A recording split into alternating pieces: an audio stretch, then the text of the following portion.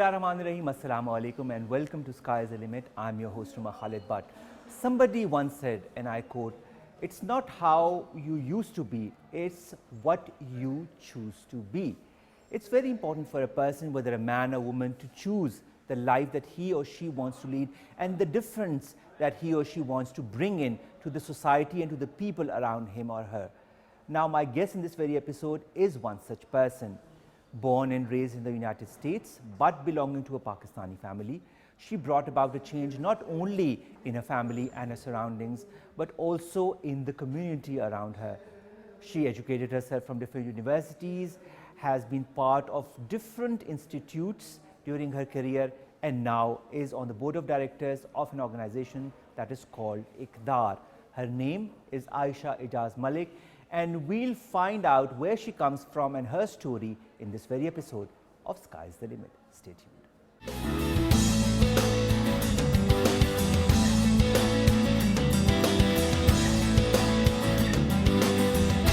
Welcome back, and now we've been joined by the multi-talented Aisha Ijaz Malik. Aisha, thank you very much to have given us the time. I know you're on a very short stay in Pakistan. Thank you, Omar. It's a pleasure to be here, and I appreciate the time as well.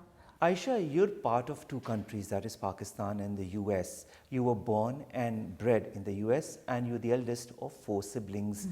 Describe a little bit of your growing up process in the US. What are the earliest memories that you have?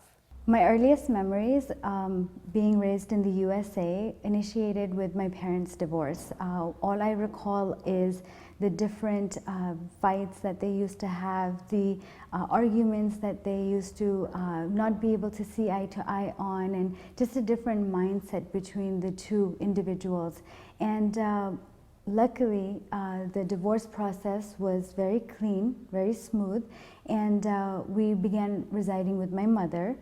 She had full custody of us, and my siblings and I worked really hard together to raise ourselves along with my mother. She was a single mother working odd jobs, as many as she could, just to raise the family. Very minimal support from our father. But always my mother inculcated in us one value, is unity. She always mentioned that we need to stay together as siblings. We can never let each other down anywhere, at any pedestal of life. We must be there to support.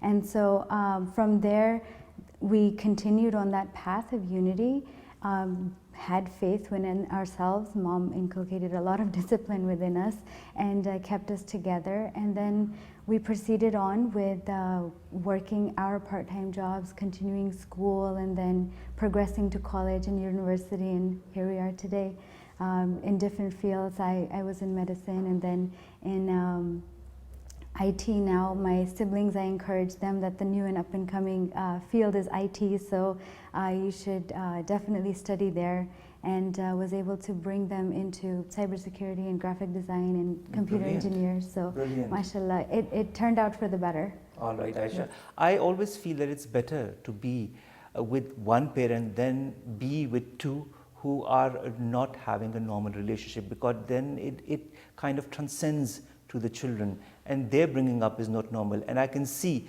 from the way you talk to me and the way you interact and the way you've developed yourself as an individual and a professional, that you're one of the saner persons that comes out of such, because society always puts a very how should I say, a black mark on people who come from families that are no longer together. But in fact, you are one of those who can tell them that, see, me and my siblings have come up to a certain point because of a single parent who raised us with certain core values that have made us who we are today.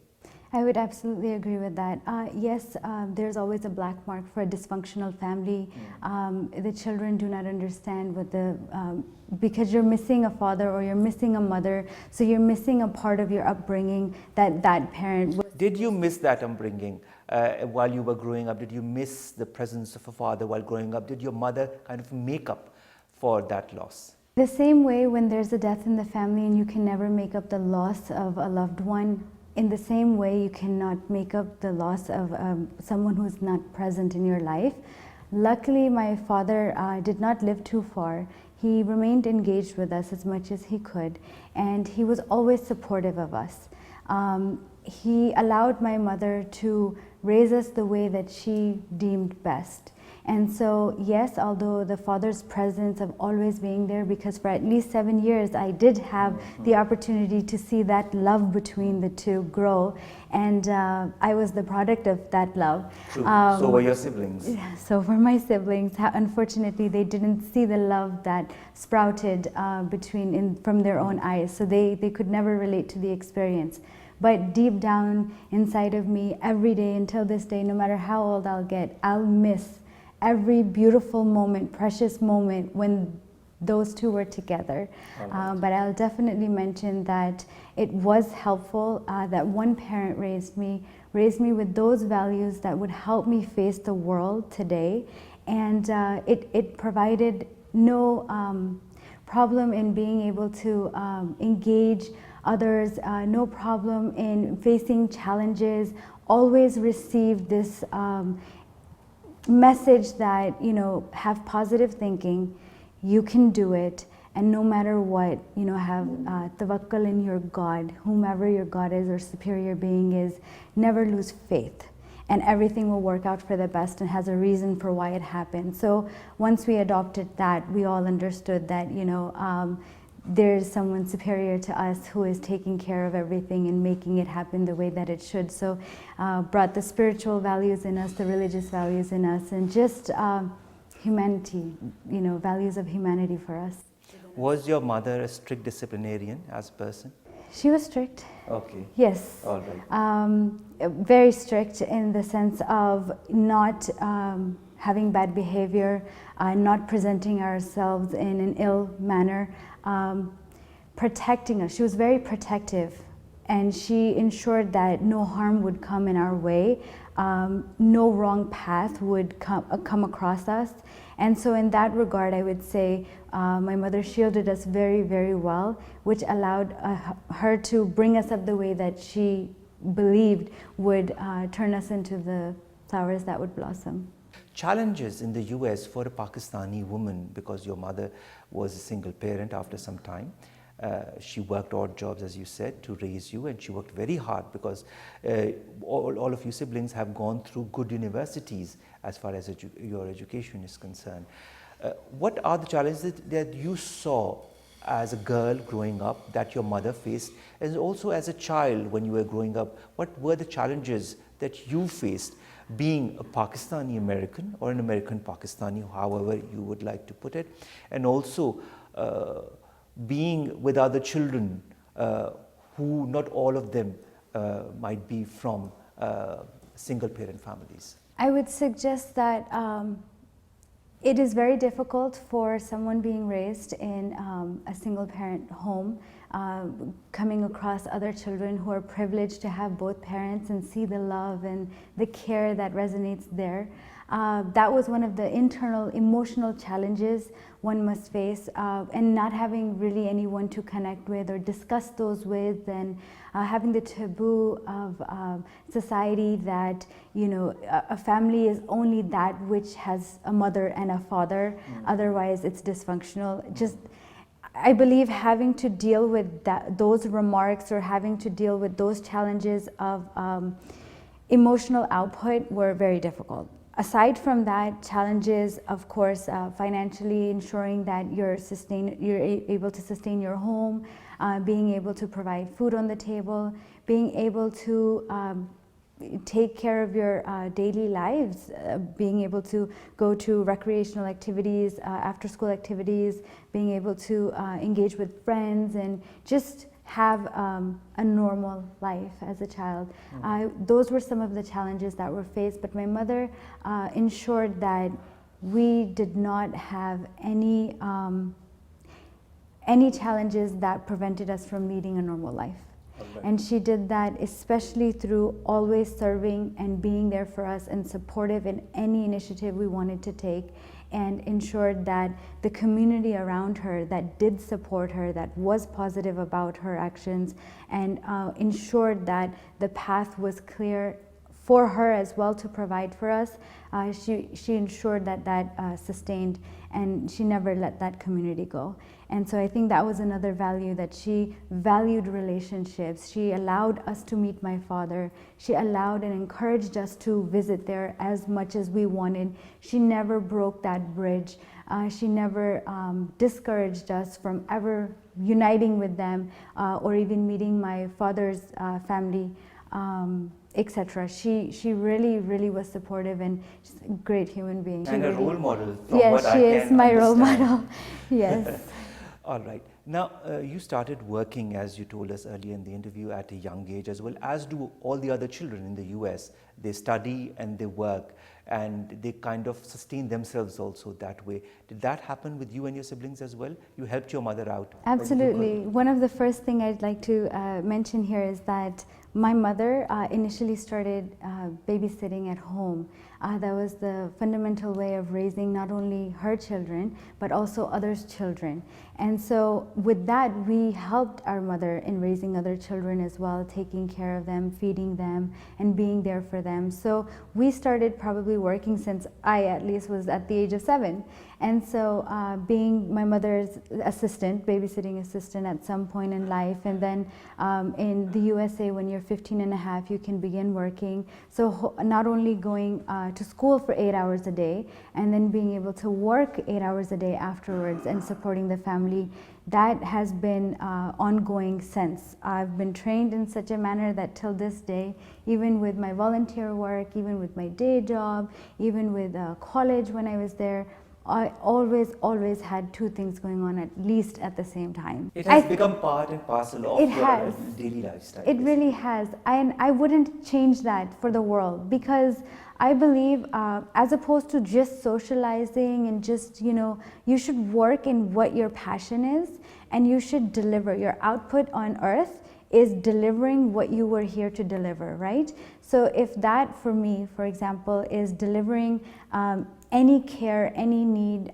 addressing any humanitarian issues, or doing social work, or even having a conversation with somebody and sharing an opinion or sharing ideas, or just encouraging, and then at the same time just listening, I believe is enough social work and humanitarian work, which really helps and we need in this world, and are some of the values that are missing today. Listening is one attribute that not many have.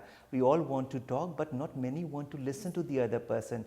And those who listen are the ones who have the most friends, I can assure you of that. Speaking of passion and speaking of taking care of people, was that little inkling to study health administration as you did? As I saw in the ACT college, you did medical health management between 2007, 2008. Then you went to Northern Virginia Community College. You also studied healthcare administration and management over there. And then to George Mason University, where you did a BS in hospital and healthcare. Did your growing up with children, taking care of the children, kind of inculcate those little things of entering that field? Absolutely. I would also like to mention that my mother, of course, provided a path that, I want to see my daughter be a doctor. I really want to see her in this path. So yes, the values of our society where our parents encourage us towards one path existed, although I felt as if I may have been able to go on a different track. But for me, I appreciate being directed towards a path, because comparatively from Pakistani society to American society, spreading your wings and being able to choose between different fields sometimes leaves you in chaos, and you do not know what field you really are meant to be in or want to be in, and so you eliminate a few of your years just testing the field. So at least having a path, which I was thankful for, of at least the medical field, anything and everything in medical field, I was able to develop an interest and move towards that. Then from there, I was allowed also to see and work on other fields, work different jobs related to that field. I worked in optometry, I worked in radiology, I worked in the hospital, I worked in pharmacy. I mean, every respect of the medical field, trying to find what was best for me. And from there, we were also allowed to join clubs such as learning more about the computer, because computers and social media and everything was up and coming. It was the new thing. Being able to engage and understanding what the field of information technology holds, that was exciting to me as well. So we were allowed to spread our wings, but definitely after we reached college. All right. So you finish, for example, your studies at the ACT college and you become a certified medical assistant.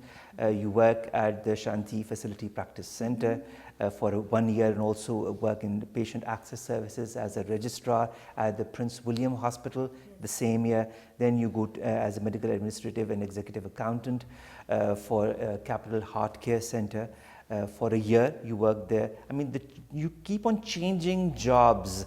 You go as an optometrist assistant between 2009 and 2010. You're an instructor at the Institute of Arlington between 2012 and 2013. And then you kind of change tracks from there. You become an assistant office manager for Centerville Medical Practice in 2011. Was that the time when you thought, oh, maybe I need to change and divert my career a little bit? Absolutely, and the reason is because I kept wanting to go into the clinical side, the bedside of medicine, and being able to provide those services and care for patients, which of course I got the care from the babysitting and raising my siblings and always being close-knit in the family. And so the reason that change came is because possibly my personality, my outgoingness, my eagerness to communicate and engage with customers, and those customer service skills were more prevalent over anything else. And every position I would go to would alter me into the administrative side. They would prefer that I be the face of the organization, the first interaction of a patient, the first interaction of any representative coming, pharmaceutical, radiological, etc. And so then I had to accept that as well. So I understood from life one other fundamental value here, that you must accept what is happening with you. Until you accept it, then you will not be able to proceed. Yes, you may feel and face that, you know what, this is not meant for me, I don't want to do this, cannot be. No. Once you take a moment to understand and reflect that maybe the path coming forward to you is the right one for you, and you accept it, then only can you progress further. And then I was about 3 years at Centerville Medical Practice as the administrative manager. Exactly. And I accepted that finally, working on billing, working on insurance, and then from there, throughout my professional studies for my undergrad, I was able to understand that there's another path. It's health administration and management. So first of all, accept this, and then concentration information technology in healthcare. And so rather than working on just health administration and that aspect of IT, I believed it was better that I jump ship, come into the field of information technology altogether, and learn the basics, the fundamentals of this field as well, and then bring it back to healthcare. Was it an easy transition?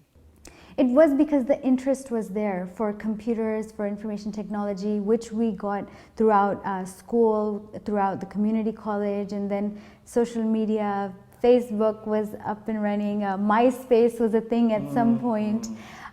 So definitely it was the thing for the young. So of course the attraction was definitely there to learn what is the future and what does it entail. So it was exciting. How do you interact the medical technology and the information technology together? How do these both work in cohesion?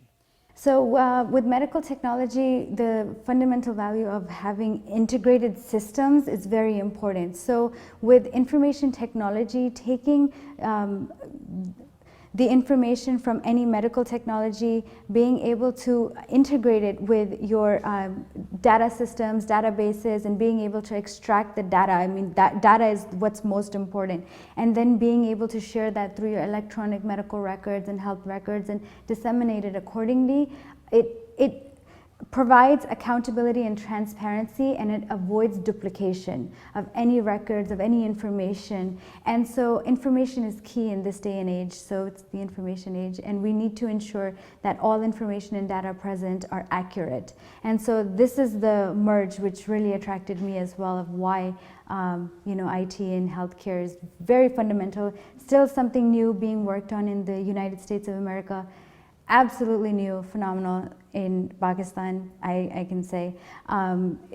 They've tried telemedicine, they've tried being able to incorporate electronic health records here, but the lack of internet or 5G or 4G services, broadband. The 4G services are coming here. They're coming, they're absolutely coming. They are here in a lot of cities, apart from maybe FATA, where 3G services have just been inducted, but I think with time we will even be one of the first to have 5G services. Yes, in Pakistan. I've heard, yes, but inshallah bringing that into the medical field is still lingering. When you changed your practice, you went into at the Institute of Arlington. From there you went, as you said, Centerville Medical Practice between 2011 and 2014. That was one of your longest stints as far as your professional career is concerned.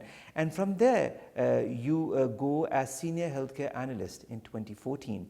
As an Insight Imaging, if I'm not wrong. What is Insight Imaging? Insight Imaging is a radiological facility. We had MRI, CT, ultrasound, and X-ray all there. So I am a very curious being, and so why I transitioned from all of these different jobs in the field of medicine is because, one, I wanted to find out, as my health administration degree is progressing, which field of medicine do I want to go to, because that was my first choice, that I want to become a medical doctor and I want to know what specialization I'll go into, and I'm also financially responsible. Also, it is important to note that some of these jobs I was doing at the same time. Yes. So again, 2 jobs, or school, 2 jobs, family, everything. Volunteer work, that volunteer, will come to it later yes. In the show. Yes, absolutely. So I always kept myself occupied. And was it difficult for a girl in the US? Because in the US, life is at a much faster pace than in a country such as Pakistan. Did you ever, at any moment, feel kind of under the pressure of it all? No. I might be that sort of animal that works very well under pressure.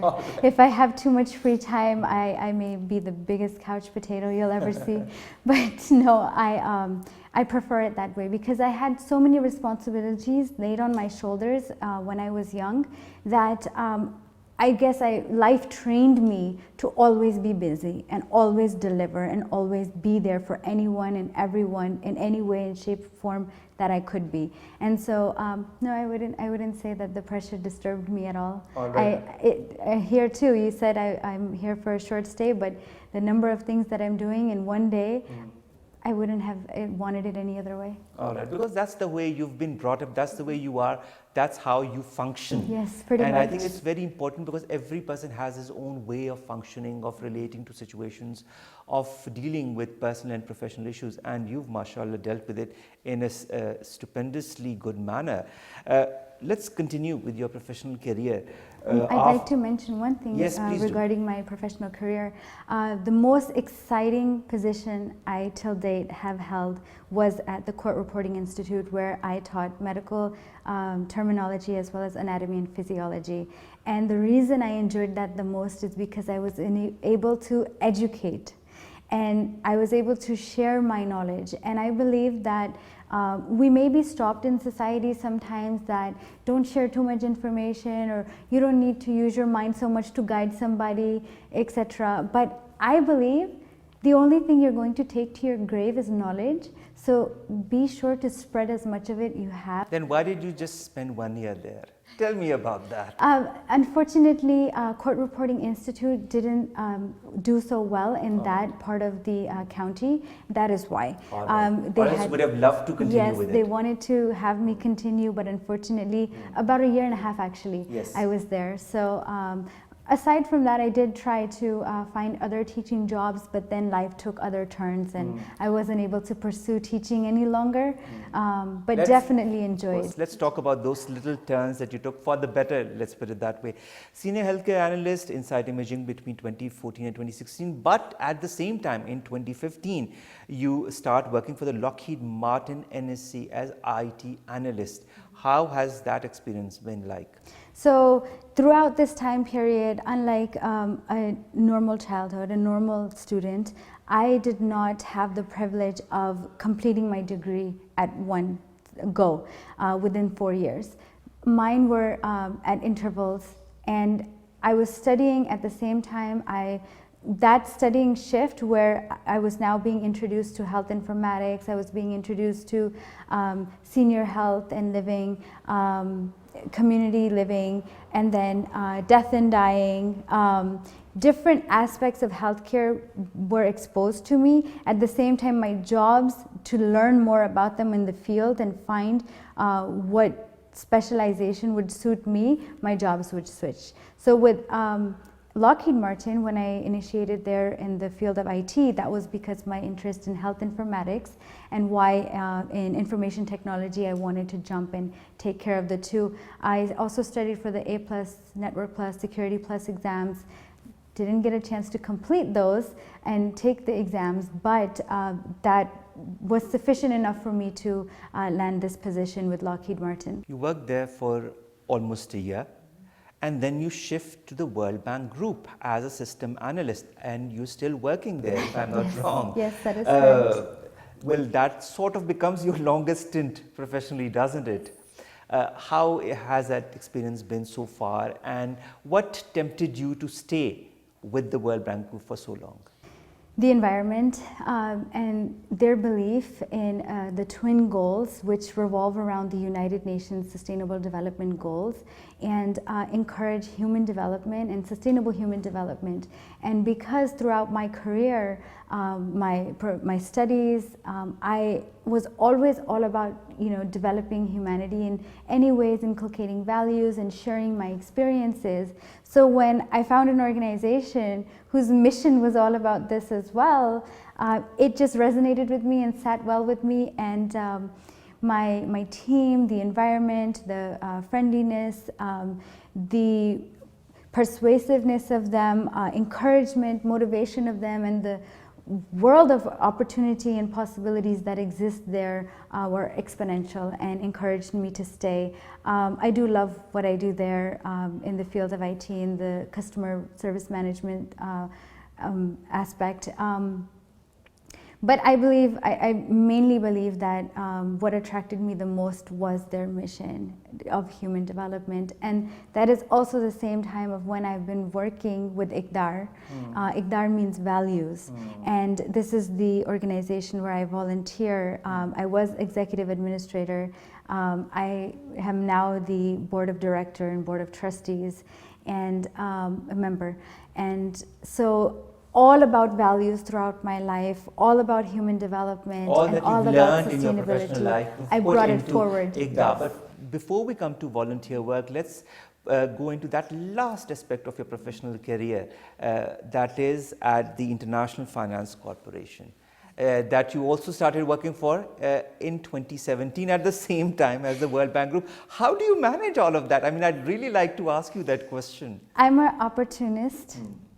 And I don't say it in a negative way, I say it in a very positive way.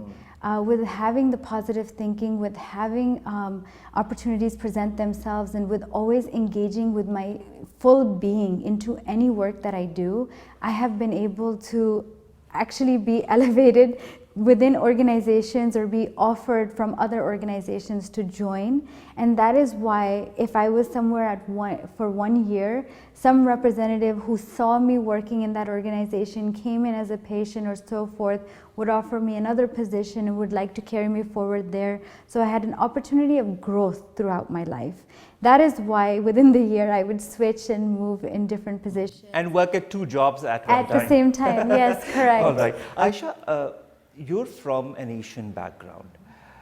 At any moment in your professional career or while you were studying, did that pose as an impediment Not at all. At least not in the United States of America. It's a very diverse country, especially being in the metropolitan area of Washington, D.C., Virginia, and Maryland. It is very welcoming. The universities, the colleges, they're extremely diverse, and they're there solely to assist you in developing your careers. They have no other vested interest. They do not have any bias. And I personally did not receive any impediments in my life. The only challenges I may have faced were including learning new subjects, learning about new specializations. Were good challenges, weren't they? Exactly. They developed me better, and they allowed me to have the role of an administrator at some point, because all of those facets came together. And so I would not say that even being a Muslim, being Pakistani, being Asian, being from Eastern world, I did not face any challenges. Also in your professional career? Not in my professional, not in personal, none at all. Wonderful, mashallah. Alhamdulillah, That's great. I've been lucky. Yes. Let's go to your volunteer work, Aisha, because that is the most interesting aspect of it all. 2011, you start working for IKDAR, Imran Khan Development Academic Research Institute. It's a very important institute, and you've been part of it since the last 8 years now. You're now, as you said, on the board of directors as well, and a member of it all.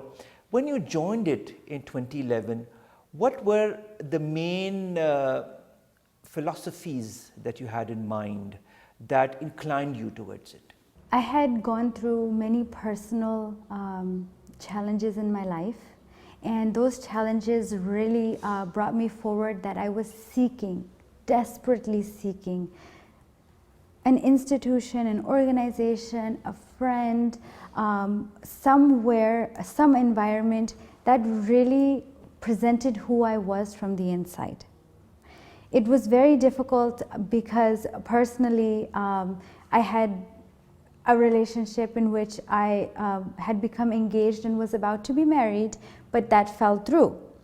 So due to that turmoil, I was seeking where are those values, those human values that exist. Where that your mother had taught you as well. Exactly. And society is presenting cases in different manners. My father left when I was very young. Why did this relationship fall through as well? So many things. You were asking yourself a lot of questions. Yes, so many things mentally were disturbing me, and I was seeking, where is my avenue, where is my path? And of course, having hope, having faith, praying for that, IKDAR came my way. And IKDAR, again, meaning values, presented its philosophy of solely providing human development work, serving humanity in the best way, shape, and form we can. Its mission was to revive, refine, reform, restore socioeconomic, political, cultural values back into society which have been diminished. And that resonated extremely well with me. How did you get to know about IKDAR? So I was introduced by a dear friend to the CEO of IKDAR, my life story. They knew family members. They knew my family, of the struggle that we went through. They knew the type of person and initiatives that I like to take. And they thought that this is something that you should be introduced to. You should see what it's all about and be presented with an opportunity should it fit into what my vision was. And it did. The vision of Dr. Imran Khan, Chief Patron of IKDAR, Prime Minister of Pakistan, his vision of creating these idealistic societies and bringing these values forward, having a world for peace, really brought me towards this organization. Another thing I'd like to note here is that my father used to watch cricket a lot when I was young. Yes, I'm all about cricket and the Sixers, but I didn't really know the names of the players. I didn't really have much care for the people who were present. And so I didn't have any inclination towards Prime Minister Imran Khan. except when I heard his visionary ideology through IKDAR. And that ideology was there present even before he became the Prime Minister of Pakistan. Exactly. Leading a political party, simultaneously having this vision within an organization to be preserved.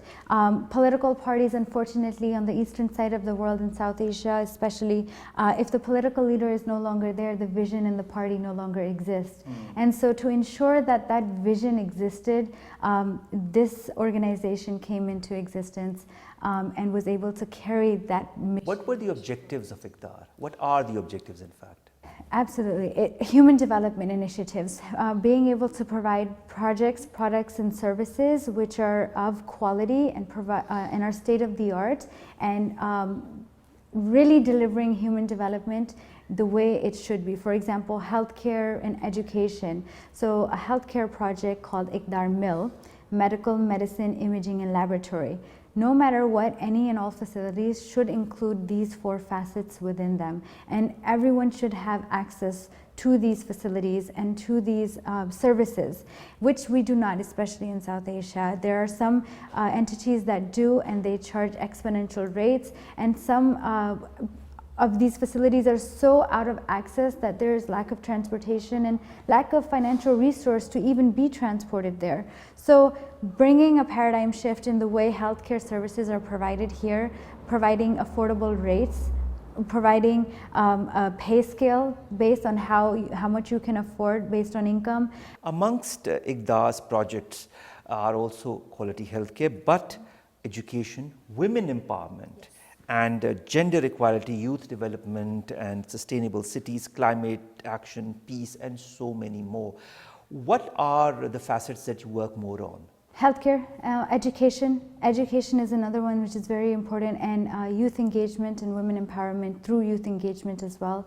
And that is because we're bringing an educational institute here which teaches sustainability, which teaches human development. You're bringing it here, it Yes. will be coming in the next few months? Yes, All right. yes, absolutely. Majority of the approvals have gone through, just pending a couple approvals, and then inshallah you'll see a new paradigm in education, providing a new facet of sustainability within the curriculums, and explaining that sustainability means you already have existing resources, but using them wisely so future generations also have those resources, rather than eliminating and using them all up for your own sake, present. I'd like you to explain to our audience what that exactly means in the realm of education and women empowerment. Definitely. When it comes to sustainable models, what you want to ensure is that any model that currently exists, how can you make it better so that it continues to exist?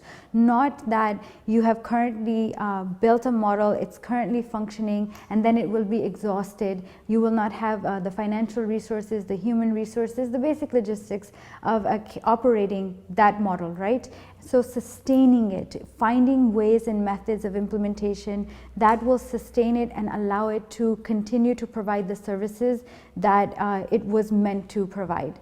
So in education, being able to engage different universities and different investors, different think tanks, different institutions, providing different avenues to sustain any institute you have, to sustain any message you have, engaging them all on the same agenda of what is important, and that is bringing sustainability forward. All right. When you bring sustainability forward, as is also part of the United Nations goals, UNSG goals till 2030, you have to apply to those goals. How many of those sustainability goals does IKDAR apply to? We're working on all 17 goals actually. Right. And the reason I can say that is because different projects touch on different SDGs. So for example, you have SDG 3, which is quality healthcare. You have SDG 4, which is quality education. But if you're opening a healthcare facility, which is also a teaching facility, then you're also catering to SDG 4, providing quality medical education. And so you're also touching the economic empowerment one, where you're creating jobs, you're touching the SDG for industries, because it's a new industry, how you're bringing a shift there. And then SDG 17 on partnerships, because you're partnering with everyone, you're providing them an innovative and inclusive platform where everyone's voice counts. And so bridging all of those together is what makes SDG 17 all a part of our agenda too. How many of these SDGs are going to be bridged together for the institute you're bringing to Pakistan? At least 4. All right. And will you be overseeing all of that by yourself? Alhamdulillah. Inshallah, Yes. inshallah. We look forward to that. Also in your volunteer work, you've been the staff of the association member of the World Bank Group since 2017. You're also a global citizen of the UN SDG Action Campaign since 2015, because you believe in those sustainable development goals a lot. This is what I understand when I talk to you. But as a layman, how important are the sustainable development goals for a society, for a nation to prosper? One must understand that before you can even reach sustainable development, you must address human development. You cannot address human development if human values do not exist. So when you are bringing forth those values back into society of justice, rule of law, the importance of saving lives and caring for one another, these fundamental values, then only can you bring the element of human development forward, which is healthcare, education, no poverty, which simultaneously will go into the aspect of sustaining all of that. So sustainable human development. Some of the objectives of IKDAR are also reviving, refining, reforming, enhancing the socio-economic and political values of the South Asian societies. How much of that is needed in countries such as the United States, in your point of view, or other nations of the world?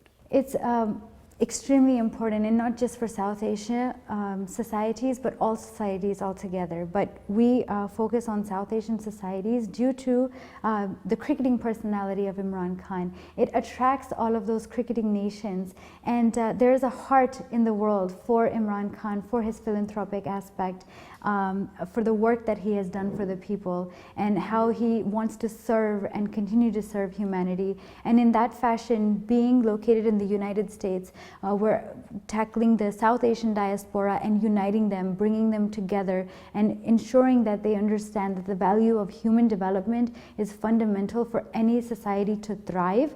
And then once that is tackled, you can sustain it. So already the topic of human development is present in the United States, but it needs to be carried forward into the developing countries. And this is also what Mr. Imran Khan has been pointing out through his election campaign once he became Prime Minister, that he wants peace in the region.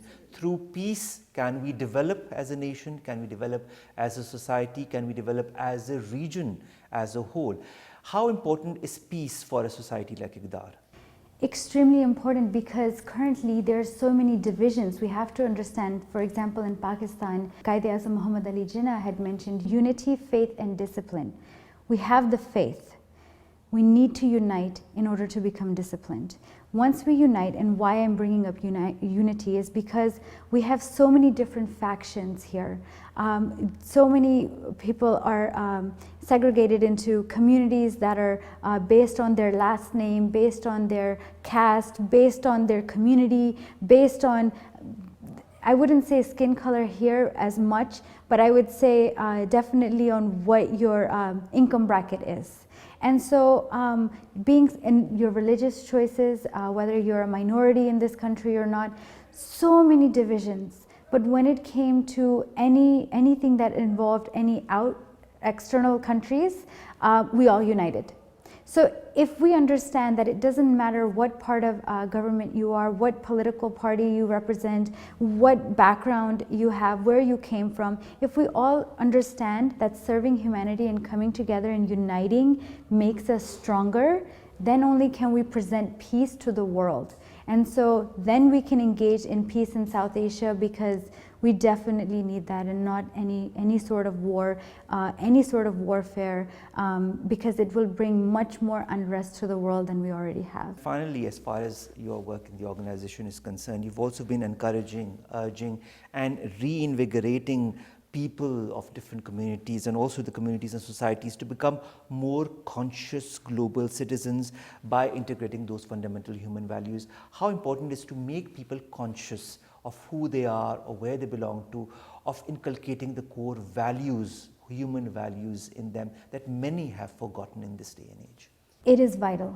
It is extremely vital, because without understanding that these human values, which we've been carrying for ages and generations, that have brought peace in the world, that have kept us working together with one another, if these values are not brought forth to them, if they're not educated about them due to the high illiteracy rates, there will continue to be turmoil in the communities, in the societies, and then judgments and bias and discrimination will continue to exist, and segregation will also continue. So when you inculcate these values and you share the importance of unity and you share that coming together will bring peace, then only can, again, you have sustainable development. All right, that's wonderful, and I think you're at a very happy place now, and do you feel that you've achieved what you've always wanted to achieve?